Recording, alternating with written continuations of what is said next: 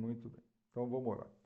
Senhor Deus, Santo Pai, agradecemos pelo dia de hoje, toda a proteção, todo o cuidado que o Senhor teve com todos nós. Agradecemos o alimento, nossa saúde, a sua presença em nossas vidas, a sua misericórdia sobre nós. Pedimos perdão pelos nossos erros, nossos pecados. Agradecemos, ó Pai, porque o Senhor é um Deus misericordioso, um Deus que nos olha com ternura, mas também um Deus que é justo e reto e quer que todos nós andemos de uma maneira que lhe agrade. Portanto, pedimos que o Senhor abençoe esse estudo, esteja presente, cuidando de tudo, porque é nossa vontade aprender a sua vontade, para que possamos somente vivermos para te agradar. Esteja com todos que estão aqui, cuidando de seus familiares, especialmente aqueles que não puderam estar também. Em nome de Jesus que oramos, amém. Então vamos lá.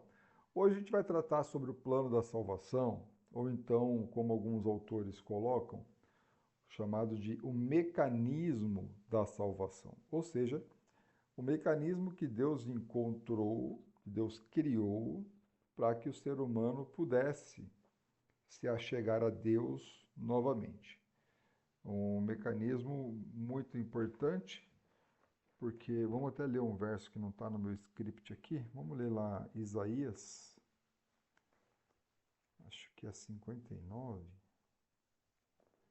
para a gente aprender mais sobre Deus, né? Isaías, é isso mesmo, Isaías 59.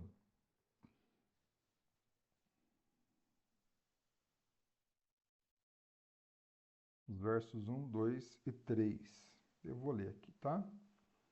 Então, Isaías, um profeta do Velho Testamento, mais ou menos aí 600 anos antes de Cristo. Eis que a mão do Senhor não está encolhida para que não se possa salvar, nem surdo o seu ouvido para não poder ouvir. Mas as vossas iniquidades fazem separação entre vocês e o vosso Deus, e os vossos pecados encobrem o seu rosto de vós, para que vos não ouça. Porque as vossas mãos estão contaminadas de sangue, os vossos dedos de iniquidade, os vossos lábios falam mentiras, e a vossa língua profere maldade. Então veja como Deus, ele é maravilhoso, né? Não é ele que se esconde de nós, mas sim os nossos pecados, os pecados que nós cometemos. Esses pecados nos afastam de Deus, assim como Adão e Eva, que ao cometerem um pecado, perderam o relacionamento com Deus. Nós também, ao pecarmos, nós nos afastamos de Deus. Portanto, o mecanismo de salvação, ou então o plano de salvação, nada mais é de uma maneira que Deus estabeleceu, biblicamente falando, especialmente na que tange o Novo Testamento, um mecanismo em que as pessoas consigam se achegar a Deus novamente, buscando e tendo um relacionamento perdido, não por Adão e Eva, mas perdido por causa dos pecados que nós cometemos. A gente tem que aprender a parar de colocar a culpa em Adão e Eva e virar responsáveis pelas nossas consequências. Portanto, os pecados que nós cometemos, esses pecados nos afastam de Deus. Portanto, o mecanismo consiste basicamente de 5 processos em que a gente tem que passar, né? O primeiro que a Bíblia coloca é crer. Crer, né?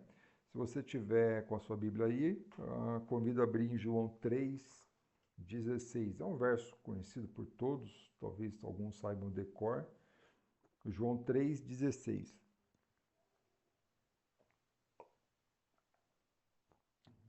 Diz assim: porque Deus tanto amou o mundo, que deu seu Filho unigênito, para que todo que nele crê não pereça, mas tenha a vida eterna.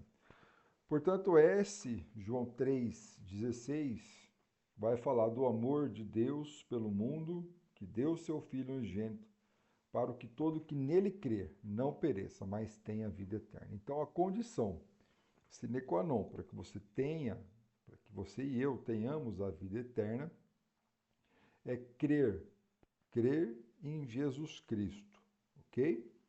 Crer em Jesus Cristo. Só que tem um problema com relação a crer em Jesus Cristo. Porque Tiago 2,19, ele vai dizer que os... Vamos ler lá. Tiago 2,19.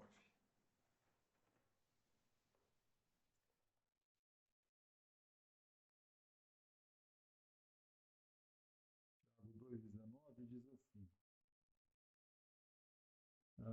Tarará. Crês tu que Deus é um só? Fazes bem, até os demônios creem e tremem. Olha que interessante, né? Os demônios creem que Deus é um só. Os demônios creem. Qual que é a diferença da nossa crença? Qual que é a diferença da sua crença para a crença dos demônios? Porque tudo é crença, tudo é crer em Jesus. Mas qual é a diferença da sua Ele- fé? eles não têm obediência. Isso, muito, essa é a palavra. Se nós não tivermos uma fé obediente, a nossa fé vai ser igual à fé dos demônios. Ok? Vamos abrir no Evangelho de João, no capítulo 8, no verso 31 e 32.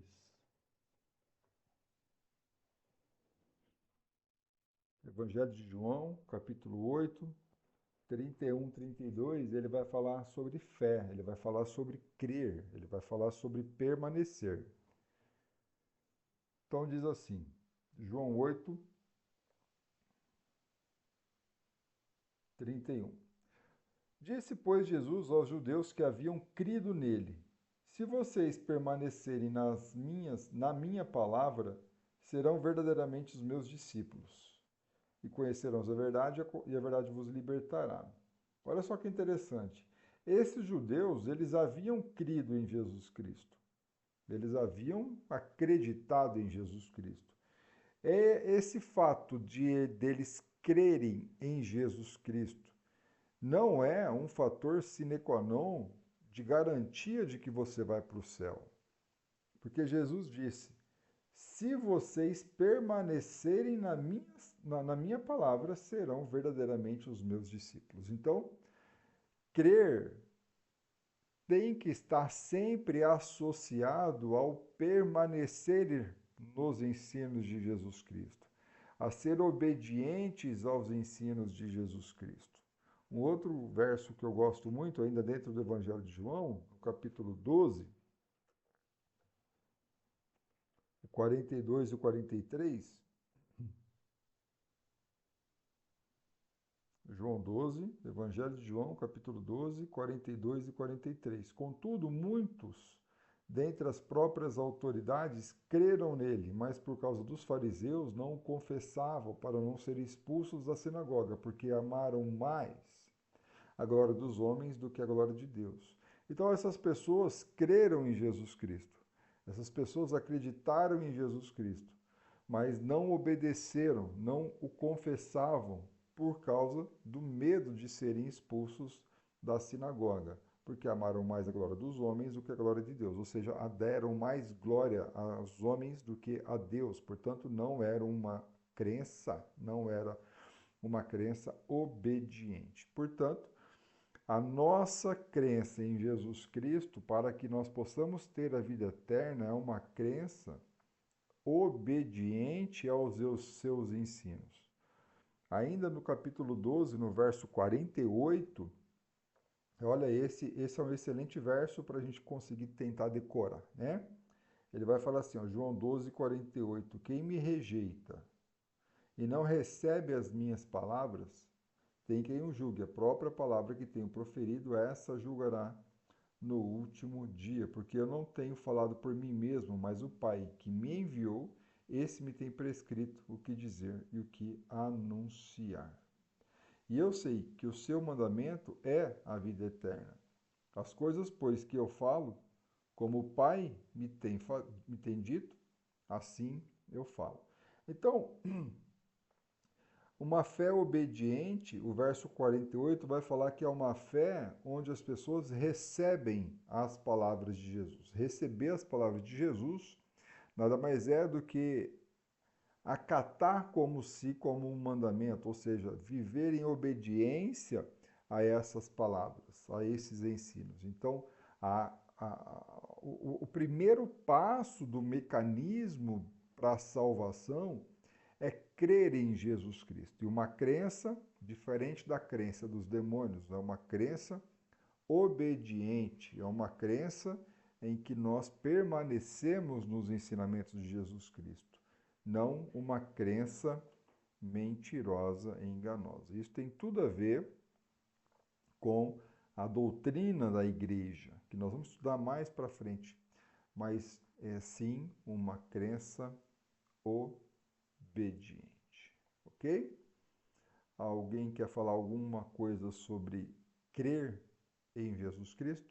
Então, só crer em Jesus Cristo não é garantia da salvação, ok? Eu sei que vai ter texto em Romanos que fala que basta crer, mas não é só o livro de Romanos que está escrito, né? A gente não pode pegar só um verso e fazer deste verso a teologia, né? Nós temos que estudar o que é crer no Novo Testamento para que a gente possa aprender o que é uma crença verdadeira, uma crença obediente. Tá bom? Alguma pergunta sobre o primeiro passo para a salvação?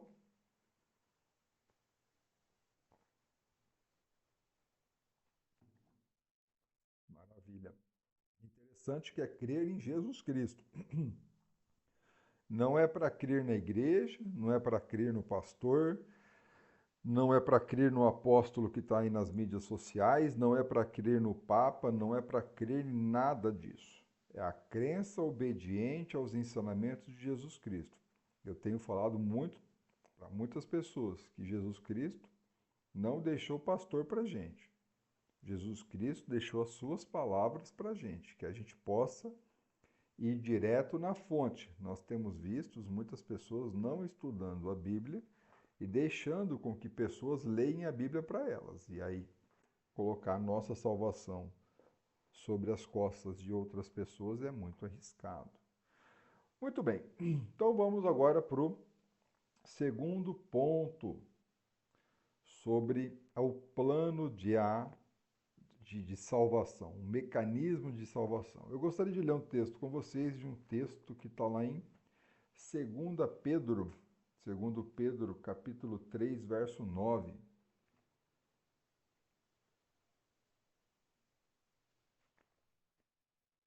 Mecanismo de salvação.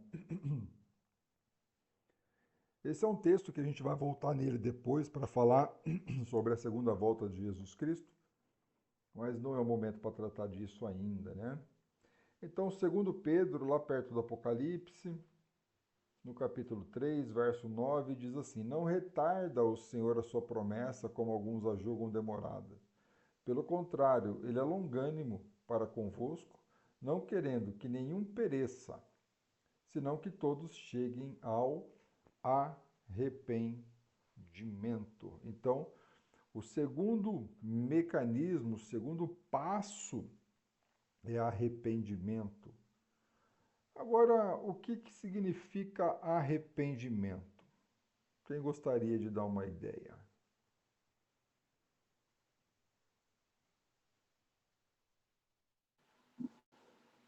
Eu digo que É é reconhecer que voltar. errou e pedir é reconhecer que errou de todo o coração e não praticar mais, pedir perdão, se arrepender mesmo. É você ter assim aquela dor e sentir que fez aquilo que era errado, que não deveria, e nunca mais fazer aquela prática.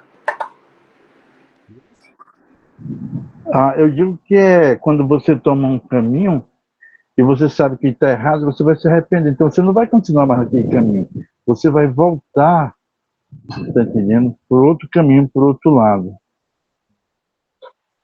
Muito bem.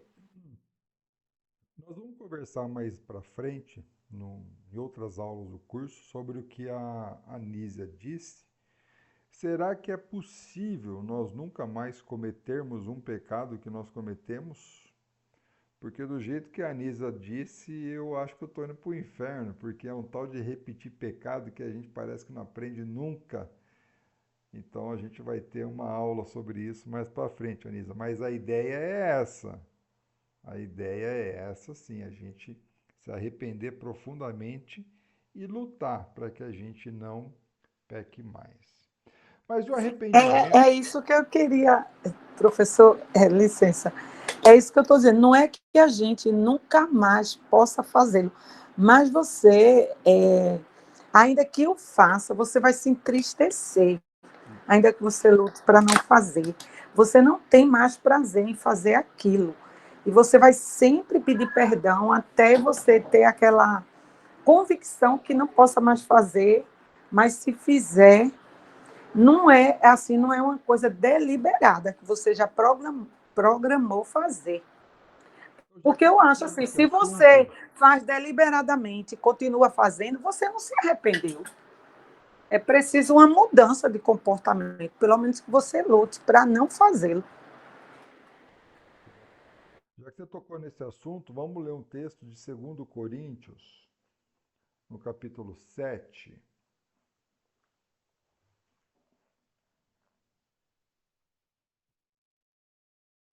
A gente vê essa diferença de tristeza e arrependimento, que a Anísia colocou aí agora. Então, 2 Coríntios 7, a partir do verso 8, o apóstolo Paulo vai escrever assim, ó. Porquanto, ainda que vos tenha contristado com a carta, ou seja, com a primeira carta que ele escreveu aos Coríntios, essa é a segunda, né? Não me arrependo, embora já me tenha arrependido. Vejo que aquela carta vos contristou por breve tempo. Agora me alegro, não porque fostes contristados, mas porque fostes contristados para arrependimento. Pois fostes contristados segundo Deus, para que de nossa parte nenhum dano sofresseis. Porque a tristeza do mundo, aliás, porque a tristeza segundo Deus produz arrependimento para a salvação, que ninguém traz pesar.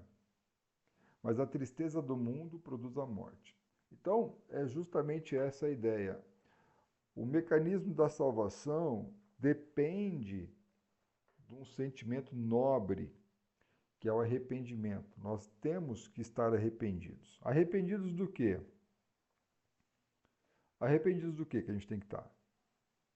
Dos nossos pecados. Dos nossos pecados. Por quê? Dos nossos erros. Por quê? Porque aí a gente está demonstrando um coração que quer mudar diante de Deus. E que somos falhos, pecamos, que não queríamos fazer, mas fizemos, e que nós queremos agora andar obediente à palavra, não praticar mais. Vamos tratar com mais calma sobre isso, Anísio, mas na verdade a gente tem que estar arrependido, porque a consequência do salário do pecado, a consequência do pecado, ou seja, o salário do pecado é a morte. Portanto, eu tenho que estar arrependido de verdade, não é por esse motivo que foi apresentado, mas é porque eu tenho que estar arrependido porque os meus pecados geraram a morte de um justo na cruz. Eu não tenho que estar arrependido porque eu cometi algo que Deus não gostava e tudo bem, não devia. Não, não, não, não, não. Eu tenho que estar arrependido porque os pecados que eu cometi tiveram como consequência a morte de um inocente na cruz por mim.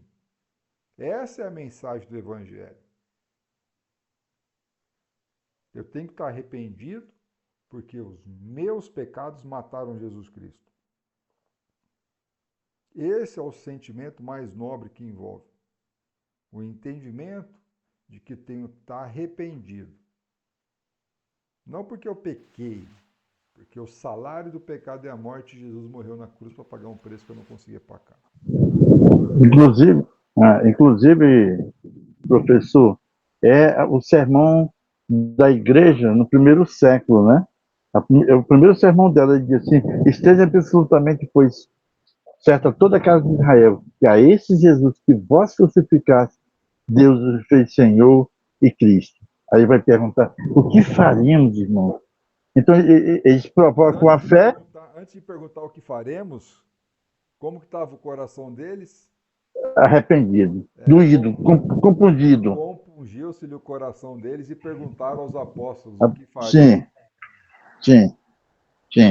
Isso. E é importante o que o senhor está falando. Por exemplo, às vezes a gente não entendemos que foi o nosso pecado que levou Jesus para a cruz.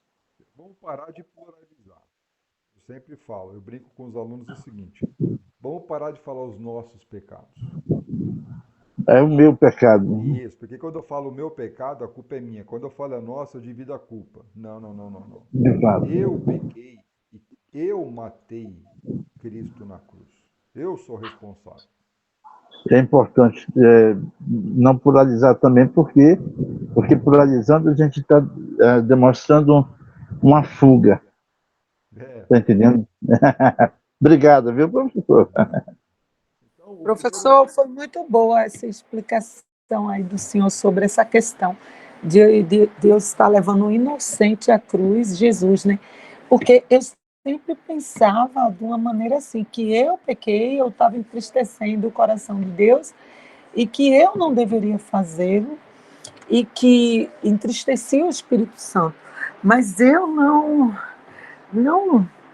meditava dessa maneira que o professor fez agora com que eu analisasse. É que eu estou condenando o inocente à morte. Então, isso é muito importante, sabe? É é uma maneira da gente evitar mesmo, sabe? Lutar mesmo, porque a gente condenou Cristo à morte. É triste. E o salário é a morte mesmo. É o afastamento de Deus completamente. Romanos É o 3, inferno. Romanos 3, 23 vai falar que todos pecaram e todos carecem da glória de Deus. E Romanos 6, 23 vai falar que o salário do pecado é a morte. Claro que nós vamos morrer fisicamente por causa do pecado, mas Cristo que paga o pecado na cruz. Estou estudando a palavra. Muito bem. Então, o primeiro ponto do mecanismo da salvação é crer, uma crença obediente em Jesus Cristo. O segundo é despertar em nós esse arrependimento, uma, não só uma tristeza, mas uma consciência de que o pecado que eu cometi levou à morte de um inocente na cruz. O terceiro ponto que a gente precisa entender sobre o mecanismo da salvação da nossa alma está lá em Romanos, no capítulo 10. Romanos, capítulo 10, os versos 9 e 10.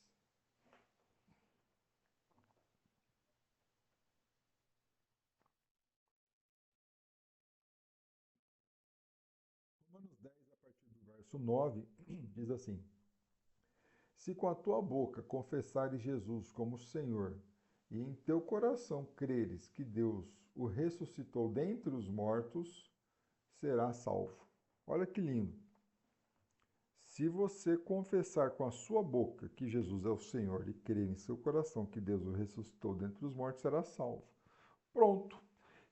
Olha o perigo da Bíblia. Na verdade, a Bíblia não tem perigo, mas cuidado, vamos conversar sobre o perigo de você fazer de um verso a teologia da nossa vida. Se só existisse esse verso na Bíblia, no Novo Testamento, qual era a condição para ser salvo? Confessar. Tem mais uma aí. Confessar e o quê? Se com Em tua teu boca coração crer. crer. Perfeito. Então, se só existisse esse verso na Bíblia, basta confessar e crer, e você vai ser salvo. Mas nós estamos lendo Romanos 10, ok? Só para vocês abrirem um pouco a mente, Romanos 10 ele vem depois de Romanos 6, não é verdade? É claro. Romanos 6, ele vai tratar sobre o batismo. Então, quem lê Romanos 10 já leu sobre o batismo. Então, daqui a pouco a gente vai falar sobre o batismo. Então, não tirem um verso da Bíblia para criar desse verso uma teologia. A gente precisa estudar um assunto no que tange a abrangência dele no Novo Testamento. Então, dentro do mecanismo de salvação que nós já estudamos, crer. Por exemplo, aqui em Romanos 10, não tem um arrependimento, e vocês acabaram de ler e estudar sobre a importância do arrependimento. Não é verdade? Então, Romanos 10 não está falando sobre arrependimento. Mas o arrependimento faz parte do mecanismo, do plano de salvação de Deus, como vocês acabaram de ler lá em Pedro. Ok? Portanto, agora, um outro mecanismo é confessar. Tá? Então, é uma declaração que Jesus, a partir do momento, de um certo momento, ele vai ser o nosso Senhor. O que significa a palavra Senhor do verso 9? Quando você lê a palavra Senhor, normalmente no Novo Testamento, o que significa? Eu compreendo que é como um soberano que tem autoridade sobre a minha vida que um escravo. Isso, Senhor, do grego é Kyrios, é a autoridade, é poder, é Deus, é ele sendo o rei. Você declarando que ele agora é o Senhor da sua vida, ele é dono da sua vida, assim como um súdito, ele entrega a sua vida na guerra para o rei. Assim nós devemos entregar nossas vidas para Jesus Cristo. Isso significa que, a partir do momento que eu confesso Ele como meu dono, eu não posso ter mais vontade sobre a minha vida, porque senão quem é o dono da minha vida sou eu.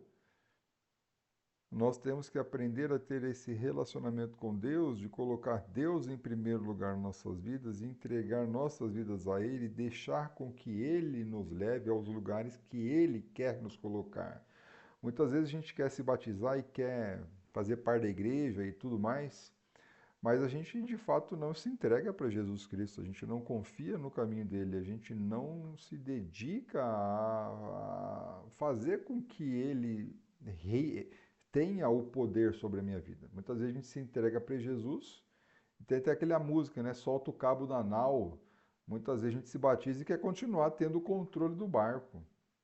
Não é assim, não deve ser assim. A gente precisa aprender a ter essa comunhão com Deus, a tentar entender o mecanismo, o caminho que Ele está colocando em nossas vidas, para que a gente possa realmente declarar Ele como nosso Senhor, como dono, ou então, como foi falado pelo Silas, nós somos escravos dele.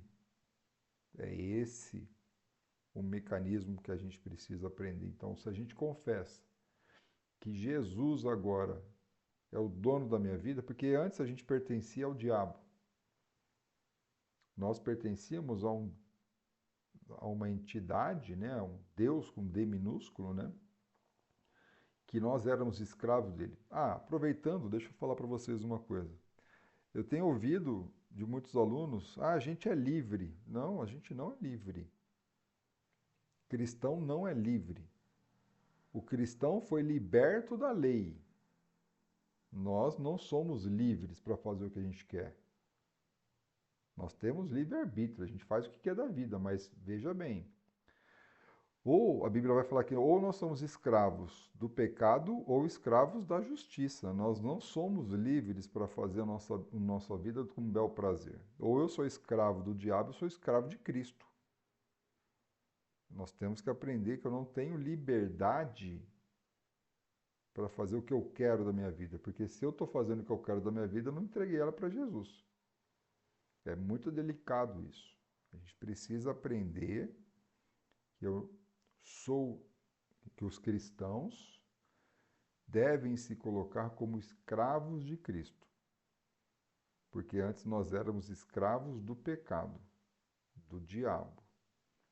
Né? Então, declarar, confessar Jesus como nosso Senhor é fazer uma declaração pública que agora eu não quero mais pertencer ao diabo, que eu quero pertencer a Jesus, e ele vai guiar minha vida dali para frente. Quanto mais rápido a gente aceitar isso, menos a gente vai sofrer nessa vida. Quanto mais cedo eu aprender que eu sou escravo de Deus e que eu tenho que entregar minha vida para Ele, menos conflito eu vou ter na minha vida. Ok? Então, esse é o terceiro ponto do mecanismo de salvação, que é confessar Jesus para que todos saibam que Ele é o nosso Senhor. Lembra que nós lemos João 12? Eles não confessavam Jesus com medo dos fariseus, com medo de serem expulsos da sinagoga. Portanto, eles creram em Jesus Cristo. Eu estou citando João 12, 42 e 43. Eles creram em Jesus, mas não confessaram. Portanto, não receberam a salvação. E percebam que eles creram em Jesus Cristo.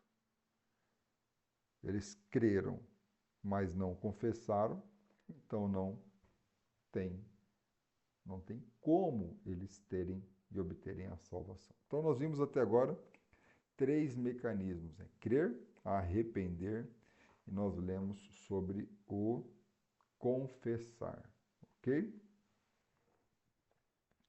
Maravilha. Alguma consideração aí sobre confessar Jesus como Senhor, como Rei?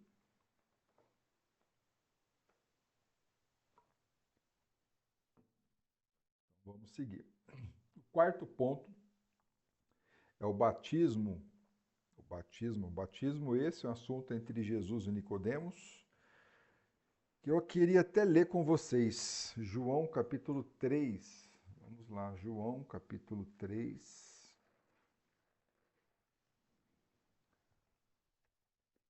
O número 3 é ímpar, né?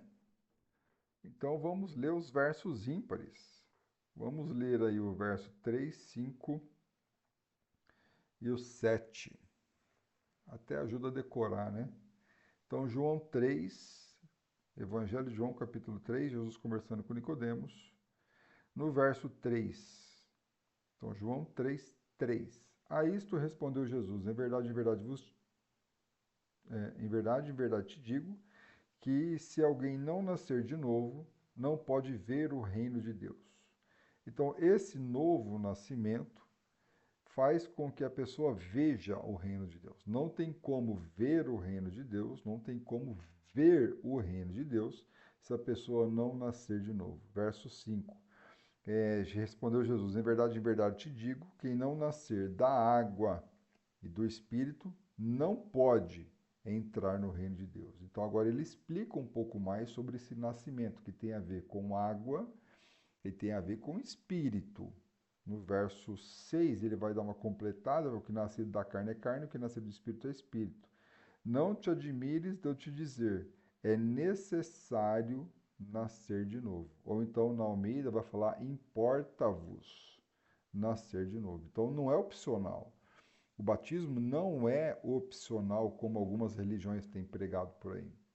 O batismo, ele é necessário. Não tem como a pessoa entrar no reino de Deus sem nascer de novo. Verso 5. E esse novo nascimento é o batismo. A primeira vez que é pregado sobre o batismo é quando Jesus dá as chaves do reino para o apóstolo Pedro, profetizado em Mateus 16, 19, cumprido em Atos 2, 38. Vamos dar uma lida lá em Atos 2, 38, que é o texto que o Silas citou profeticamente aí. Atos 2. Depois, se você tiver tempo, né, dá uma lida em Atos 2 no capítulo inteiro. Nós vamos ter uma aula para estudar verso a verso do capítulo 2, tá? Mas ele vai, aqui o apóstolo Pedro, ele vai declarar que Jesus, ele é o Messias, que eles haviam acabado de matar o Messias. Aí no 36, né? Esteja absolutamente certa, pois toda a casa de Israel, de que a este Jesus que vocês crucificaram, Deus o fez Senhor e Cristo. Cristo não é o sobrenome de Jesus. Cristo é a palavra grega, que no hebraico significa Mexia, que é o Messias, ou então o ungido, aquele que viria, aquele prometido.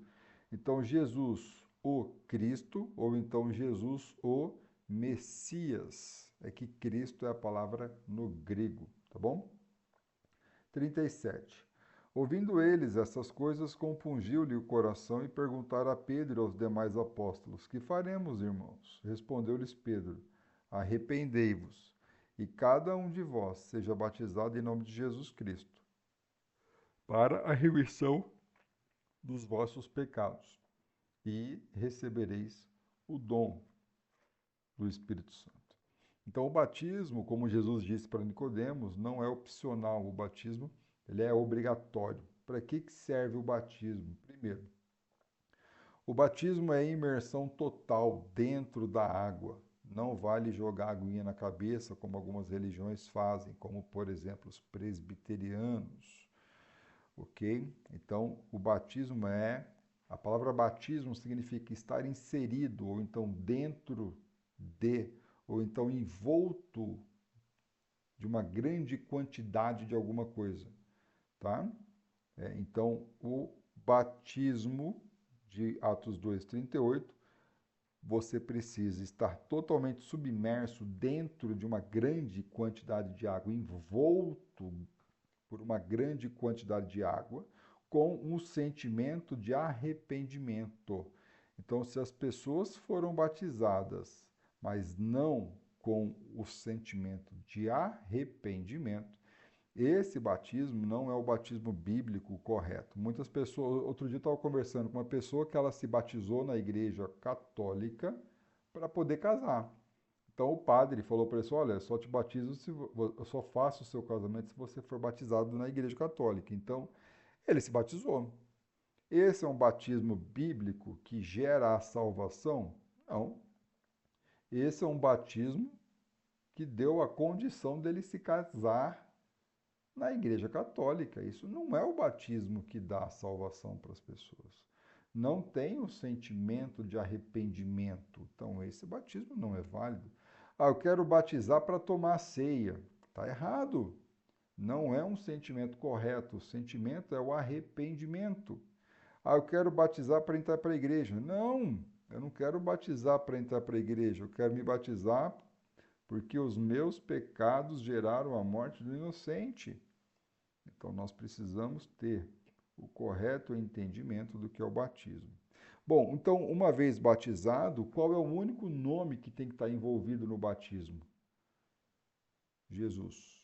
Ou, então, como diz em Mateus capítulo 28, batizando em nome do Pai, do Filho e do Espírito Santo. Não é aceito nenhum outro nome de nenhuma entidade, de nenhuma pessoa neste ato do batismo, porque senão não é o correto.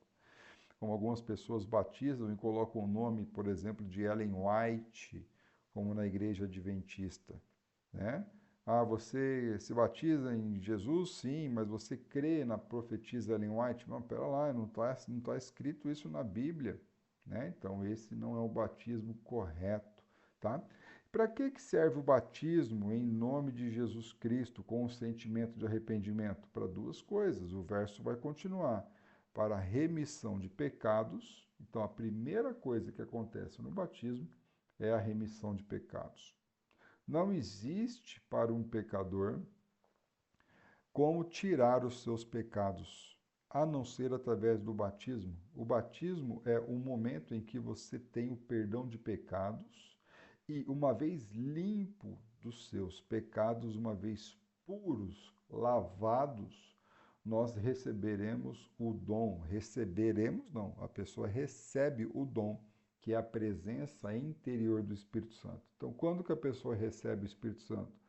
Não é orando, não é jejuando, não é em cima do monte. A pessoa recebe o Espírito Santo no ato do batismo, quando instantaneamente e milagrosamente, e diga-se por passagem, é o maior milagre que acontece na sua vida.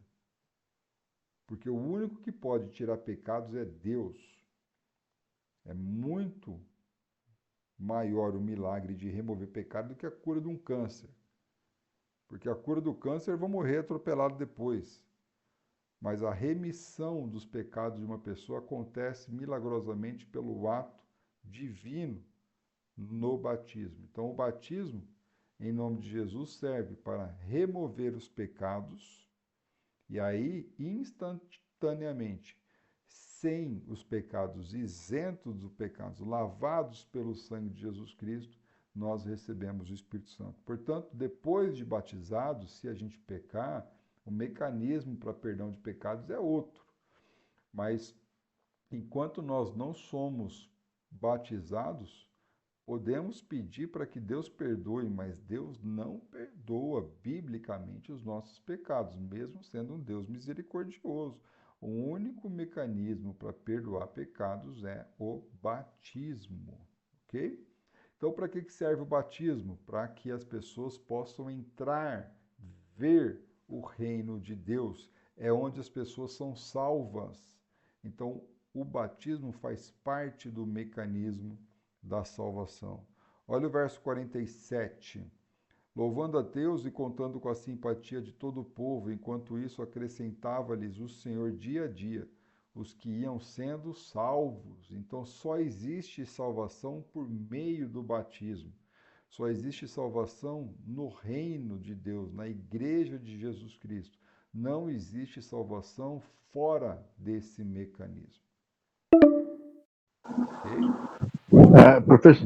Professor, deixa eu perguntar uma coisa. São duas perguntas, né? Mas eu vou por par. Em primeiro lugar, em nome de Jesus, né? Muitas pessoas aderem o nome de Jesus como se fosse um emblema, né? Um emblema. Só pode ser batizado no nome de Jesus. Mas é interessante que quando o senhor citou Mateus 28, 18 a 20, que diz: toda autoridade foi me dada nos céus e na terra, dando ele para de toda nação, batizando no nome do Pai, do Filho e do Espírito Santo, ok? Então, quando nós entendemos que em nome de Jesus é na autoridade que Jesus recebeu, o que Jesus tem, tá entendendo? Então, assim, em nome de Jesus, não quer dizer que é um emblema, tá entendendo? Você pode batizar também em nome do Pai, do Filho e do Espírito Santo, que é o mesmo sentido na autoridade de Jesus. Por exemplo, hoje em dia, quando você diz, você está preso em nome da lei, né? Por exemplo, mas em nome da lei? Mas não é em nome da lei, é na autoridade da lei, né? Quando alguém furta ou rouba. Então, é dentro desse sentido que o nome de Jesus não é um emblema. Por exemplo, o pentecostal da IPD, Igreja Pentecostal Deus é Amor. Ele só aceita o batismo em nome de Jesus e acabou-se. Se não for em nome de Jesus, está perdido. Então eles usam esse nome como se fosse um emblema, está entendendo? Para rotular. Mas nós observamos dentro do texto, que já foi narrado aqui, que o nome de Jesus é na autoridade que Jesus tem. Inclusive ele disse, toda autoridade foi me dada nos céus e na terra, portanto, ide. Ele manda. Então, na autoridade de Jesus, que é em nome do Pai, do Filho e do Espírito Santo. E muitas vezes as pessoas se pegam nessa parte de ter o nome de Jesus como se fosse um emblema. Beleza? Então, outro ponto é o versículo 39, aqui de Atos capítulo 2, né? A gente está lá, e ele está dizendo, pois para vós outros é a promessa, para vossos filhos e para todos que ainda estão longe, isso é, para todos quanto o Senhor, nosso Deus, chamar. Então, a promessa de salvação seria, dentro do contextualizado, a fé, o arrependimento, a confissão e o batismo, e permanecer fiel. É claro que aqui não está narrado permanecer fiel, porque a gente vai ver ao longo do decorrer do estudo bíblico, né? Eu estou achando muito bom, porque me edifica muito e ah, eu fico assim bem feliz, né? Inclusive eu quero agradecer as suas palavras quando o senhor disse que Deus não nos deixou pastores, nos deixou Bíblia. Que bom, obrigado. Isso, excelente. Obrigado. Esse verso 39 que você leu, né? E para todos que ainda estão longe, na verdade é o cumprimento de Gênesis 12, verso 3, onde que diz que a bênção é para todas as famílias da terra, né?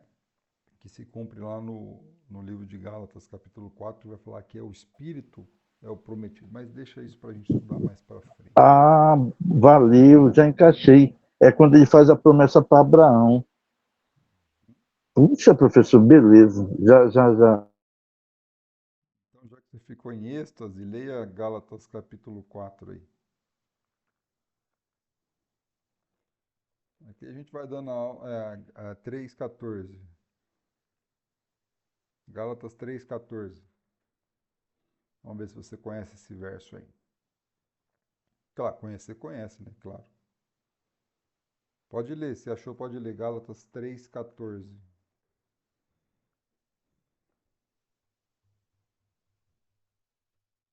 Liga o áudio, liga o áudio.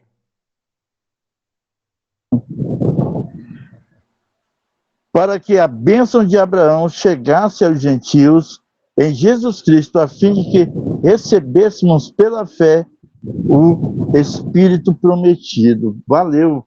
Eu também pensei justamente no texto.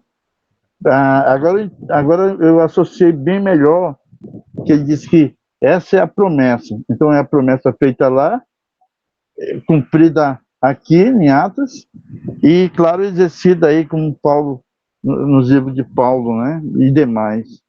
O Espírito, a gente vai estudar mais para frente, o Espírito Santo é o selo, é a garantia, é o penhor da salvação do cristão. O cristão que não tem o Espírito Santo não tem garantia. Então, a bênção prometida para Abraão, em Gênesis 12, verso 3, para todas as nações da terra, se cumpre através do batismo em nome de Jesus, com a autoridade de Jesus, como você colocou. Porque se eu não for batizado, eu não recebo o Espírito Santo. Portanto, eu não tenho a garantia, o selo da salvação. Então, a promessa é o Espírito Santo, que só pôde ter vindo pelo trabalho ministerial de Jesus Cristo, deixando inclusive o batismo em nome dele, com a autoridade dele, para que a pessoa receba o Espírito Santo. Só tem uma possibilidade de receber o Espírito Santo, no batismo. Ok? E o quinto ponto, nós já lemos sobre o permanecer, mas vamos ler Mateus 10, 22. Mateus 10, 22.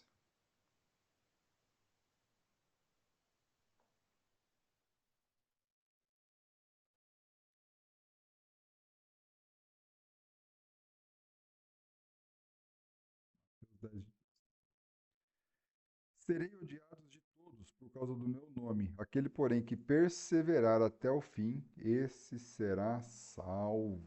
Né? Então, é o permanecer que nós já lemos em João 8, 31. Se permanecerdes na minha palavra, e aqui está falando aquele que perseverar até o fim, esse será salvo, tá? Então é isso, né? Então o mecanismo de salvação são esses três pontos. E para terminar, eu queria ler Marcos 16, 16.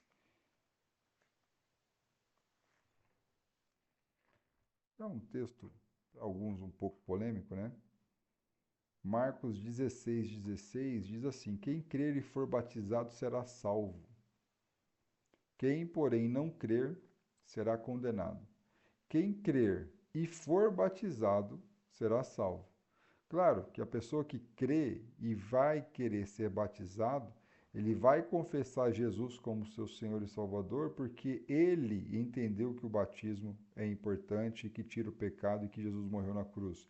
Ele vai estar arrependido dos seus pecados. Ninguém chega no batismo sem um entendimento correto, da maneira correta. Claro que muitos estão sendo enganados sobre o batismo hoje, mas só existe salvação aquele que for batizado e que tenha crença. Quem não crer será condenado.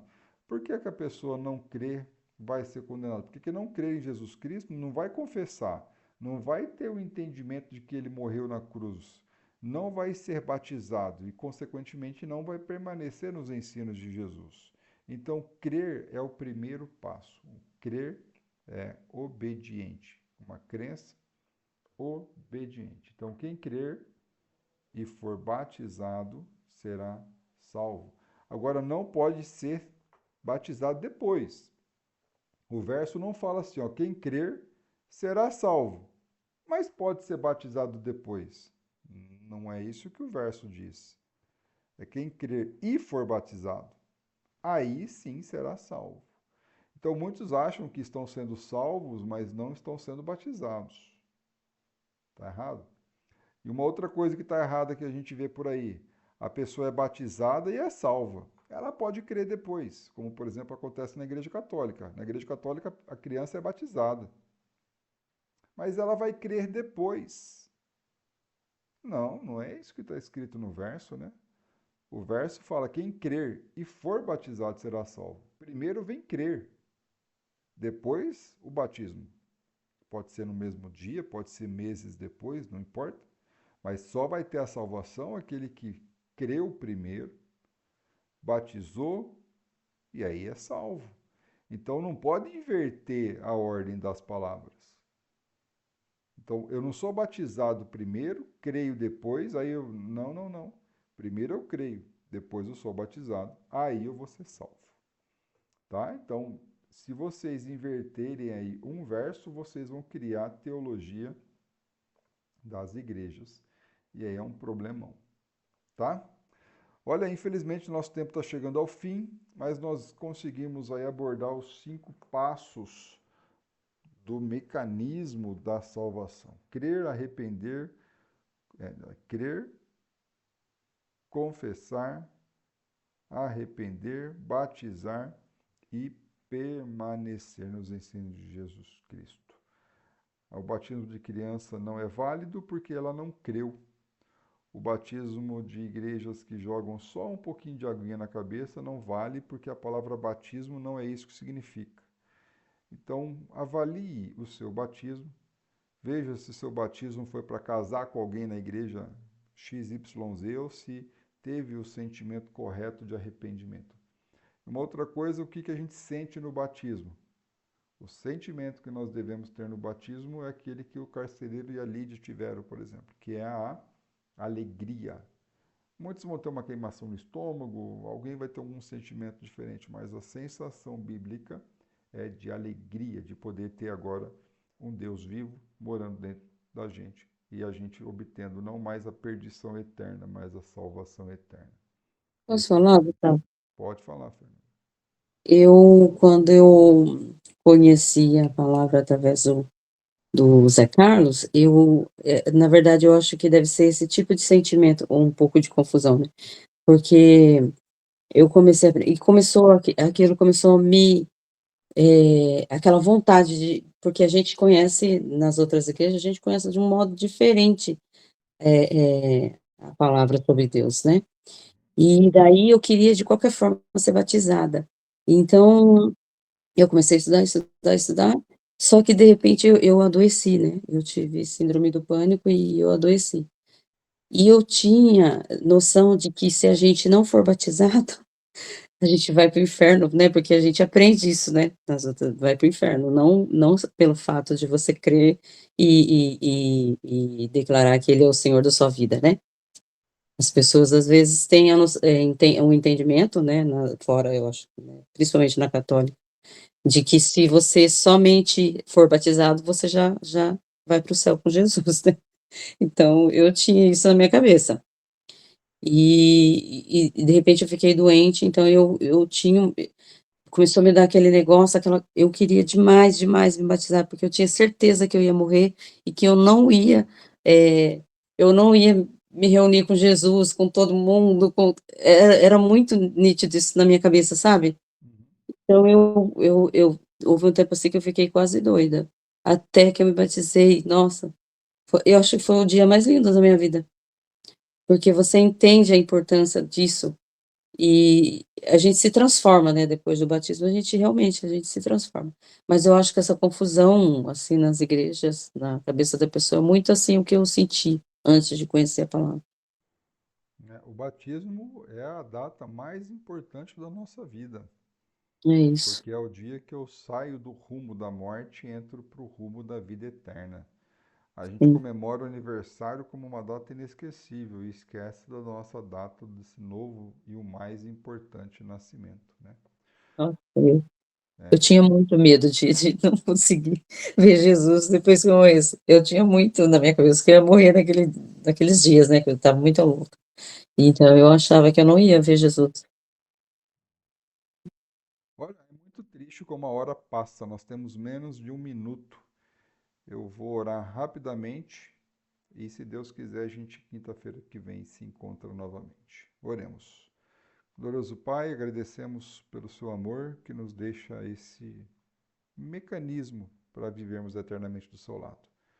Somos gratos que muitas pessoas se acheguem ao Senhor da maneira correta, porque é a sua vontade, é o seu jeito, é a sua maneira que tem que ser feita, e não do nosso jeito. Agradecemos pelos seus ensinos e agradecemos porque tivemos um ensino correto sobre o batismo e temos a garantia da salvação se permanecermos junto com Cristo. Nos ajude nesse propósito, perdoando sempre os nossos pecados. Em nome de Jesus que oramos. Amém. Boa noite a todos. Boa noite. Deus abençoe todos. Amém. Tchau, classe. Tchau, professor. Tchau, tchau, filho.